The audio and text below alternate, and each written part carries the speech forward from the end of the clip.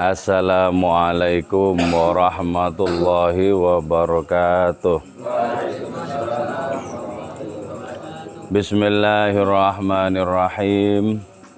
Hamdan wa thana'an laka ya Allah, salatan wa salaman laka ya Habiballah, wa ala alika wa ashabika ya khair khalqillah, laka ya Rasulullah wa li jami' man ittaba'adinaka ya Habiballah, haqiqatan min ladun Adam la yamil qiyamah, wa nakhusu khususan min hadratus Syekh Abdul Qadir Al-Jilani qaddasallahu sirrahu radhiyallahu lana wa lahumul Fatihah. Bismillahirrahmanirrahim. Alhamdulillahi rabbil alamin arrahmanir rahim maliki yaumiddin. Iyyaka na'budu wa iyyaka nasta'in ihdinas siratal mustaqim. Siratal ladzina an'amta 'alaihim ghairil maghdubi 'alaihim waladdallin. Amin. Litaqarrubina ila Allah ta'ala limahabbatina ila Rasulillah sallallahu alaihi wasallam, li salamatina fid dini wad dunya wal akhirah, li qada'i duyunina, li qada'i hajatina min hawajid dunya wal akhirah, li taysir arzaqina halalan thayyiban mubarakan katsiran wasa'a, li sihhati jasadina wa qulubina, li syamradina zahiran wa batina, lidam'il balaya wal mihan wal fitan wal amrad lasqam liman nafina limasalihina li ahli baitina wa auladina dzurriyyatina wa jiwarina wa asdiqaina wa jami'il muslimin wal muslimat wal mu'minin wal mu'minat al-ahya'i minhum wal amwat wal izzil islam wal muslimin bi judika ya Allah, bi syafaati nabiyyika ya Allah, bi barakati awliyaika ya Allah, bi asraril Fatihah.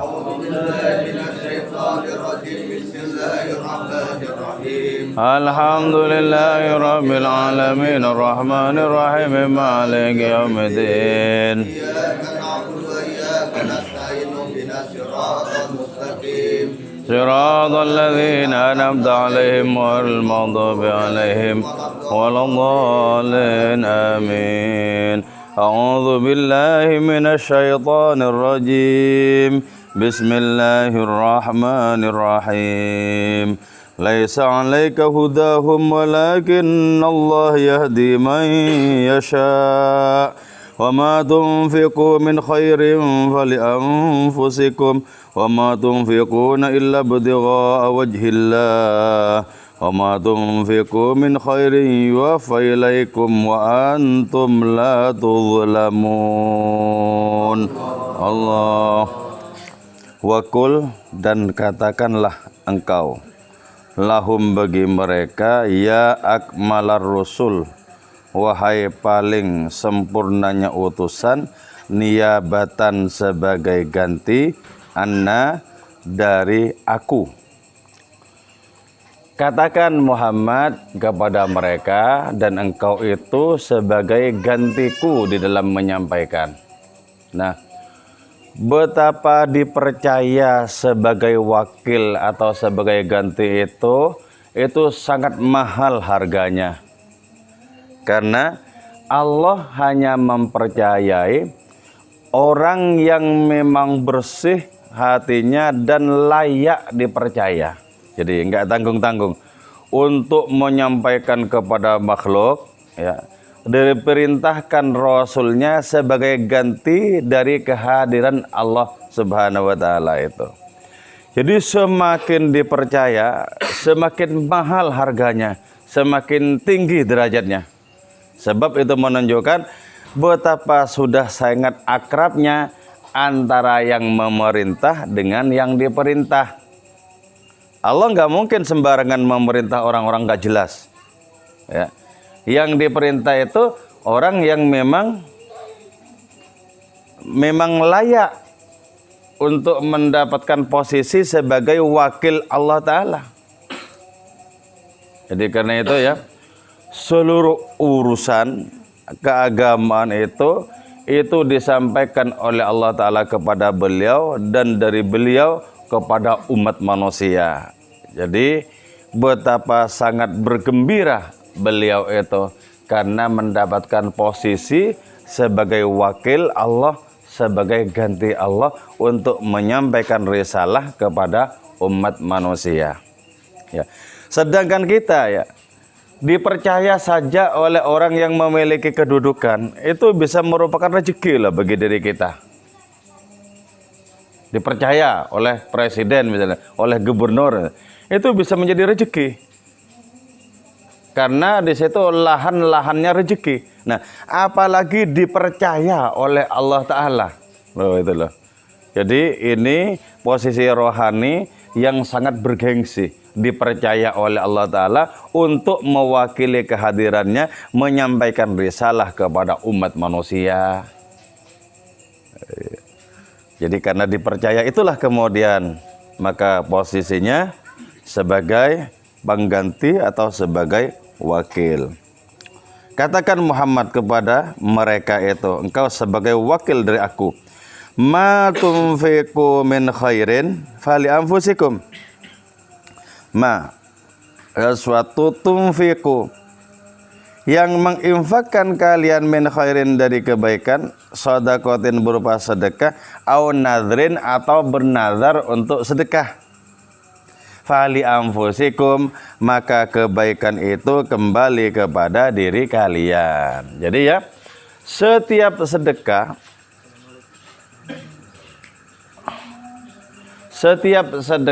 yang kita berikan di jalan Allah Subhanahu wa taala, itu manfaatnya kembali kepada diri kita. Jadi sebenarnya ya, orang yang sedekah itu sesungguhnya adalah orang yang sayang dirinya sendiri loh. Sementara kebalikannya, orang yang kikir itu orang yang tidak sayang dirinya sendiri. Nah, secara lahiriah kan ya, sedekah itu kan merugikan. Sebab mengeluarkan apa yang kita miliki.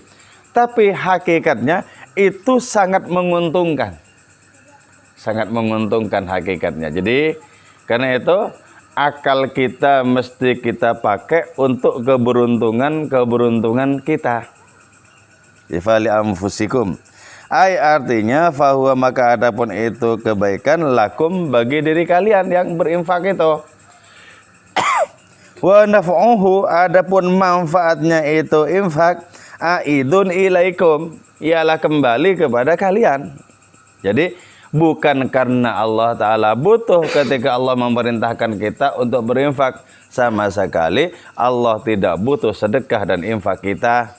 Sama sekali tidak. Itu sesungguhnya yang diperintahkan oleh Allah Ta'ala itu betul-betul kita butuhkan.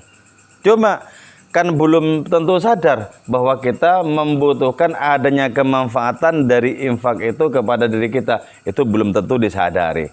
Karena belum tentu disadari, maka muncul adanya perintah.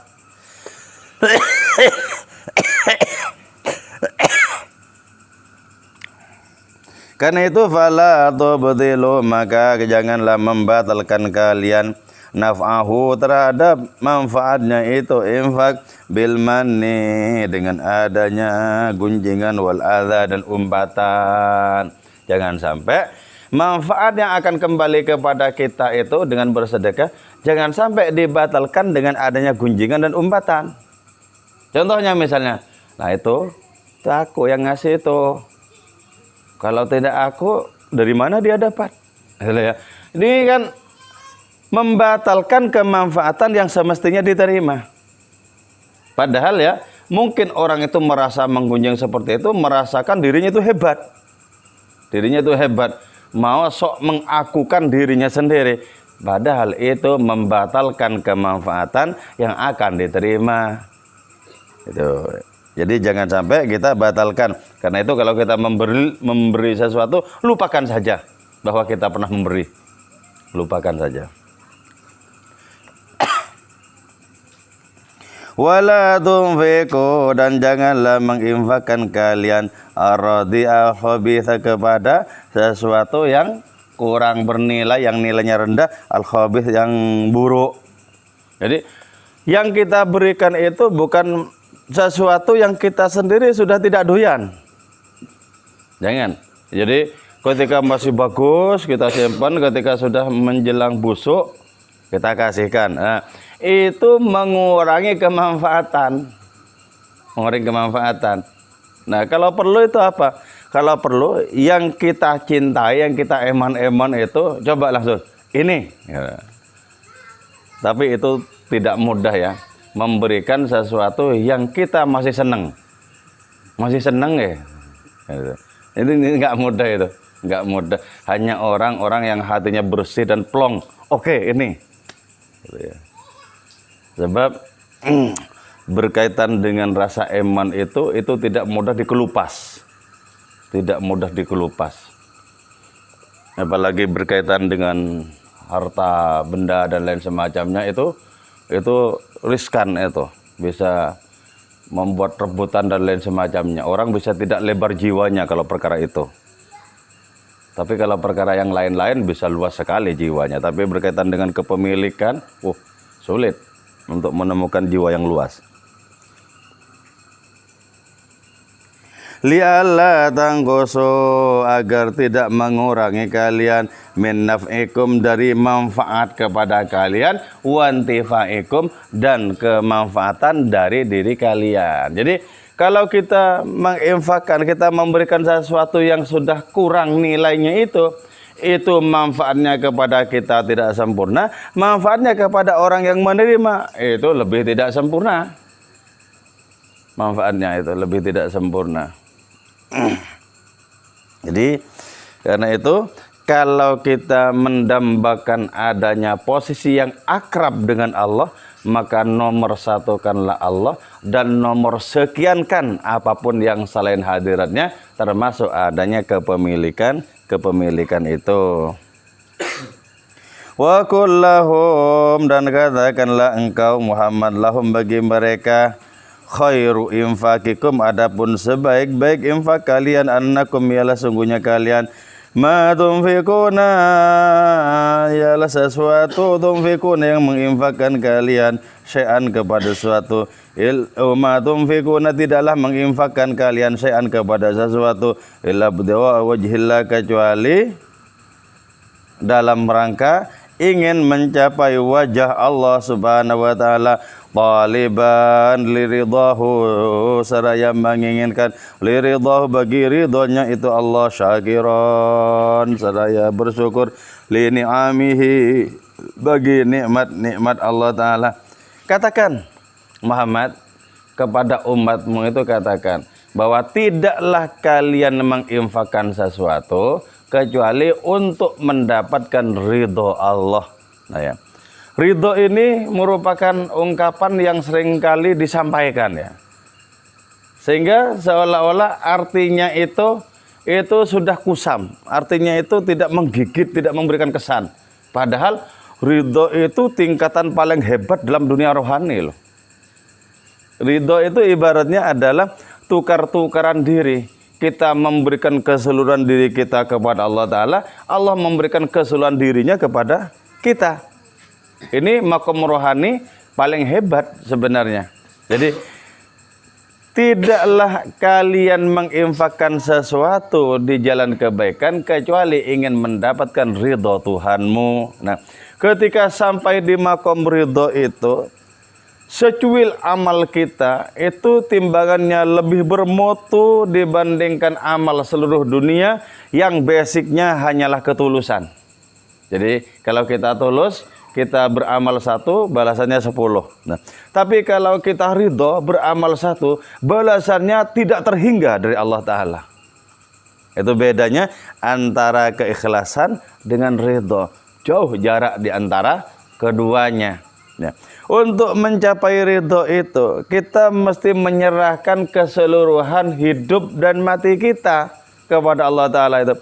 Jadi bukan kita mendirikan ego sendiri, menciptakan pendapat sendiri, pendirian sendiri, enggak.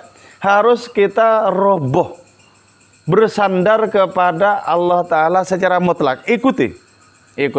Nah, ketika kita mengikuti dengan penuh sukarela, dengan penuh ketulusan, maka kita akan diantarkan kepada makom ridho itu. Jadi ketika orang berada di makom ridho, posisinya itu seperti mayat di tengah samudra. Jadi gerakan mayat itu adalah gerakan gelombang samudra. Nah, gerakan orang yang diridhoi itu gerakannya Allah Subhanahu wa taala. Nah, Nabi karena mendapatkan ridho, bahkan ridho Nabi itu paling puncak ya, paling puncak. Maka tindakan-tindakan Nabi itu murni digerakkan oleh Tuhannya, oleh Allah Ta'ala. Jadi tidak ada beliau itu sebagai pribadi yang mandiri, yang tegak dengan egoismenya sendiri. Tidak ada. Itu semuanya sudah luruh digantikan oleh gerakan-gerakan Allah Ta'ala lewat diri beliau itu. Itu posisi ridho ya. Jadi tidak memiliki diri sendiri sudah. Tidak memiliki sendiri. Jadi disetir oleh Allah Ta'ala. Pandangannya adalah pandangan Allah. Pendengarannya pendengaran Allah. Kakinya yang melangkah adalah kakinya Allah Ta'ala. Tangannya yang bekerja adalah tangan Allah Ta'ala. Semuanya begitu. Nah karena itu di dalam kerohanian kita itu semestinya mempressing egoisme. Menekan adanya egoisme atau keakuan itu ditekan. Keakuan itu ditekan, setekan-tekannya. Sebab kalau keakuan itu makin tinggi, maka kita akan menjadi saingan Fir'aun. Makin tinggi, dan oleh Allah Ta'ala dimanjakan, lama-lama mengaku sebagai Tuhan.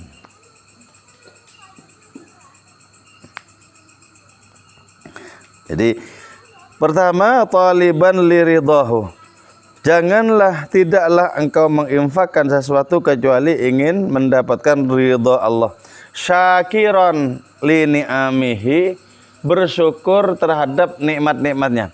Nah, jalan syukur ini sesungguhnya adalah cara yang paling ampuh untuk mempertahankan rezeki. Jadi, rezeki itu tidak akan berkurang, bahkan malah bertambah selama kita bersyukur.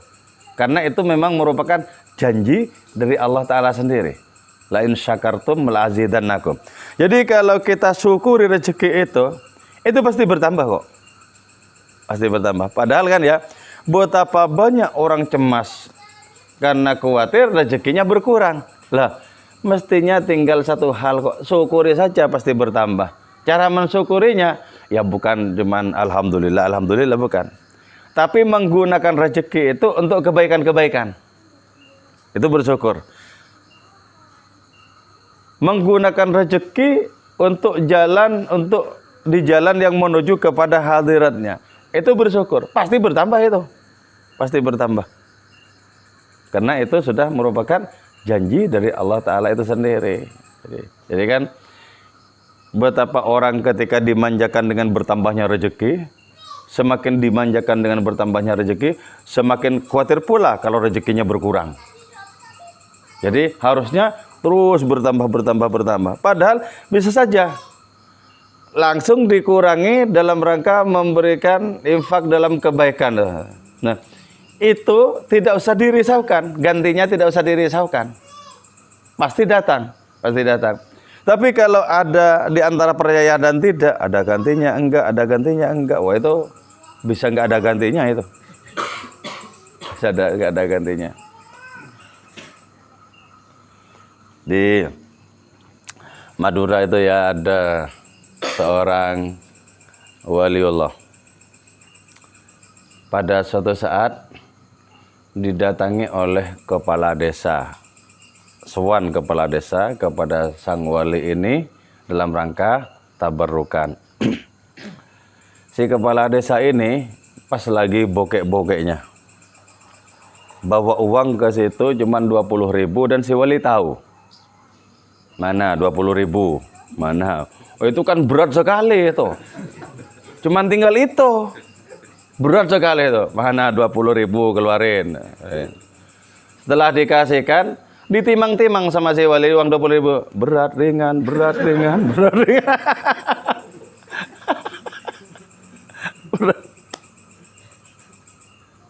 Akhirnya si kepala desa itu memastikan dirinya ikhlas. Monggo ikhlas. Jadi berat ringan. Nah, ketika kita bersandar kepada Allah Ta'ala, segala sesuatu yang dirasa berat itu, maka beratnya pasti berkurang. Bagaimana wong kita bersandar kepada yang maha? Masa tidak berkurang kok beratnya persoalan itu? Setiap persoalan seberat apapun pasti berkurang kalau bersandar kepada Allah. Semakin total bersandarnya, hilang beratnya persoalan itu. Jadi semestinya ya, kita itu tidak usah risau. Kita ini punya pelindung yang hebat kok. Cuman seringkali nggak kepake pelindung itu. Yang dipakai apa? Saluran-saluran rasionalitasnya yang dipakai. Akalnya gimana, ini gimana. Akhirnya terkurung di hutan gimana itu. Gimana. Nggak ada juntrungannya. Nggak ada juntrungan. Arian amma yushghilukum anil haq. Seraya bebas amma risatu yushghilu yang menyibukkan makum kepada kalian anil haqqi dari Allah Subhanahu wa taala. Jadi ketika memberikan itu ya, jangan ikut-ikutan hati kita itu memikirkan tentang mau dibikin apa, mau gimana kalau tidak dipakai dengan wah itu malah bikin ruwet hatinya sendiri. Ngasih malah bikin ruwet itu. Nah, itu harus bebas dari keruwetan seperti itu, bebas ngasih, yang ngasih saja. Dataan misalnya, ini tak kasih ya untuk buka, tapi jangan dikasihkan ke orang itu. Oh, nanti laporan ya, ribet aja. Jadi harus bebas dari segala gemur hati yang membuat kita justru terhalang dari Allah Subhanahu wa taala. Ma'ilan an mutlaqil jaza, ma'ilan seraya condong an mutlaqil jaza dari mutlaknya pembalasan. Idla jaza karena sesungguhnya tidak ada pembalasan a'zamu ialah lebih agung min mutalati wajhil karim dari menyaksikan wajah Allah taala yang maha mulia. Ya. Balasan itu banyak sekali ya. Bisa pahala, bisa ganti rezeki dan lain semacamnya ya. Tapi balasan yang paling spektakuler adalah kalau kita dibalas dengan menyaksikan wajah Allah. Wah, itu paling hebat itu. Paling hebatnya karunia menyaksikan Allah itu. Paling hebatnya karunia. Seluruh kenikmatan surga itu terasa tidak ada apa-apanya dibandingkan ketika orang itu sowan kepada Allah dan merasakan nikmat dengan adanya sowan itu.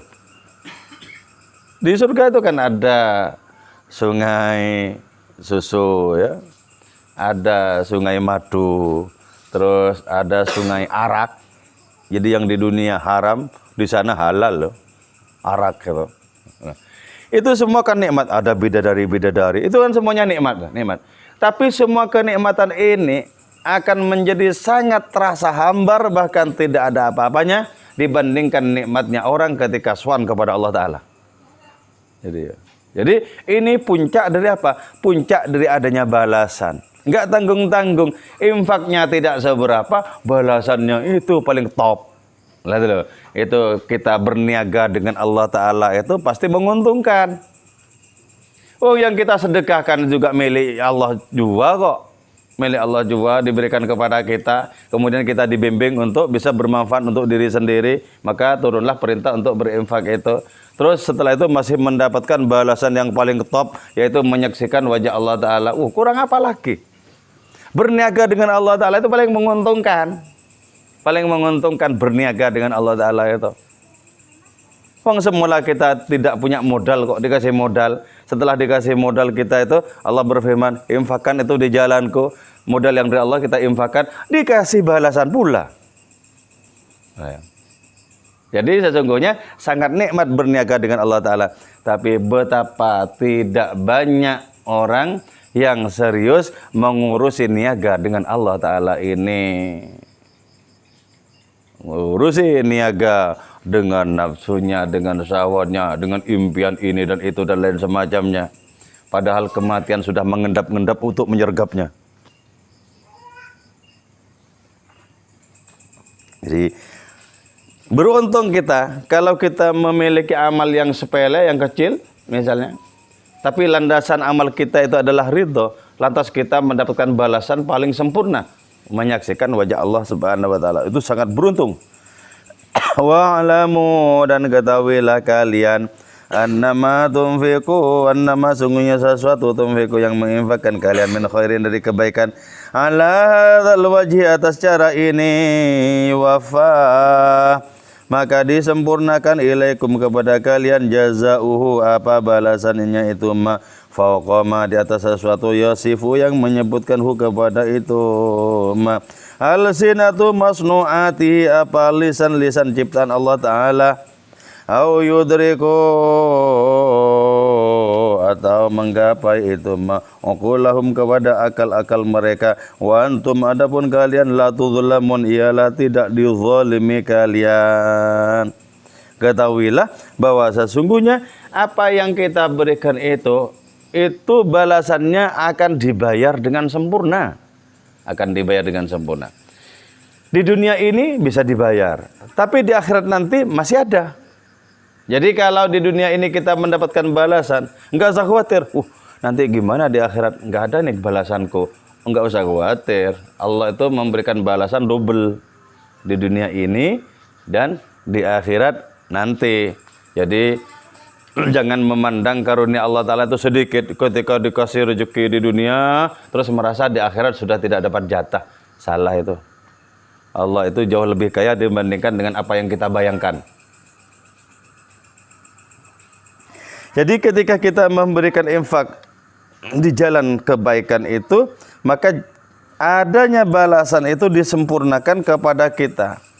Jauh dari apa yang bisa diungkapkan oleh makhluk-makhluk. Jadi adanya balasan itu ya, itu tak terbayangkan di kepala-kepala makhluk. Jadi seperti apa balasannya? Itu tak terbayangkan. Tak terbayangkan.